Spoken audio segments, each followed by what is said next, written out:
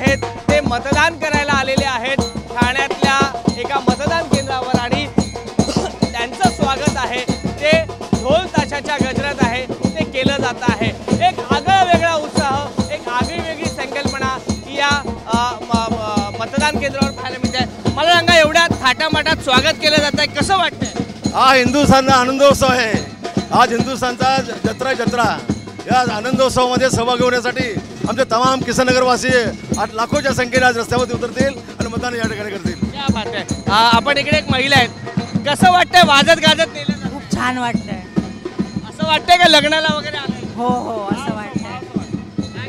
या जगातला जसा कुंभमेळावा असतो तसा महाउत्सव आहे। शिंदे साहेब आणि मोदी हे सुवर्ण अक्षराने इतिहास घडवणार आहेत आणि लोकसभेसाठी आपल्याला कुठल्याही पक्षाचं नाव घ्यायचं नाहीये, ज्या पद्धतीचं वातावरण आहे तुम्हाला कसं वाटतंय? निवडून 100% शिवसेना येणार।